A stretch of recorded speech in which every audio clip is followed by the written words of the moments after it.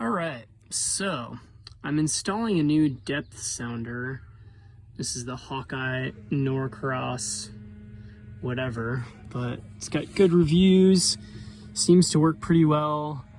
I just did the wiring myself and it's getting readings. It's a little finicky. I definitely did a really pathetic wiring job. This is just kind of to test it out.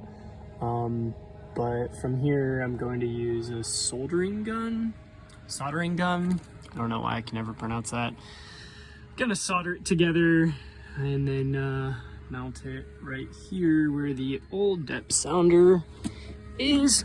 So eventually that guy will go away and will be replaced by this guy, which seems to be working pretty well. Just got to finish up the wiring and then fill in that gap there, probably with some teak wood or starboard or something, and get her mounted on.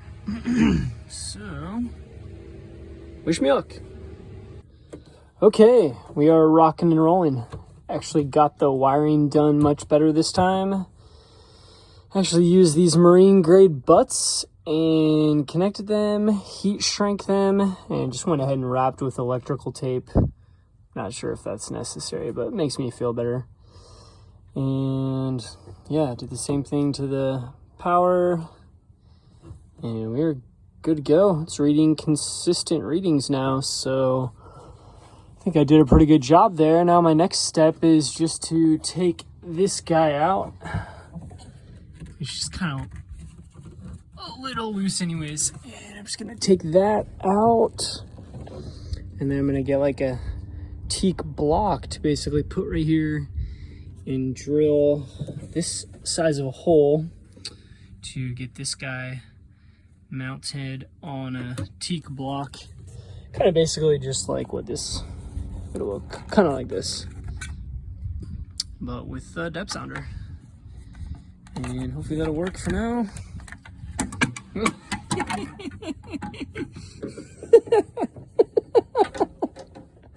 Yeah, so making good progress on that. I'll check it in with you later for another update. All right, project update. Went to Fisheries Supply, my all-time favorite store. Got the piece of teak here, which I'm gonna cut that in half. So it'll be like 5 by 3/4 wide, about 6 inches tall. 2 pieces out of that. And I actually picked up this 12 by 12 inch piece of starboard, and I'm actually going to just trace the outline and cut basically a rear panel to put over the back here to cover that on the rear, and then the teak is gonna cover that on the front. And how this is gonna work is basically the way that the face of this gauge works. This plastic piece actually screws off here, and basically, so you put the back of the gauge, this piece right here, will go through the back of the hole that the 2-inch hole I'm gonna cut in the back of the starboard, and then the piece of teak I'm gonna have on the front, and actually the gauge's face will basically pull back on that, and the pressure with that, along with some 4,000 UV resistant marine sealant, is going to glue that piece of teak on the front of the fiberglass. And I kind of like that approach because then that way it won't be such a permanent fix. Like I can actually undo the piece of teak and rebed it if I need to. I'll just see how that goes. Just see if the piece of teak will stick on there well enough without being screwed in. But I am gonna screw in the starboard on the back, so that'll be like a permanent mount, and then we'll see what the pressure of this gauge mount actually does to keep the piece of teak mounted. So that will be that, friends.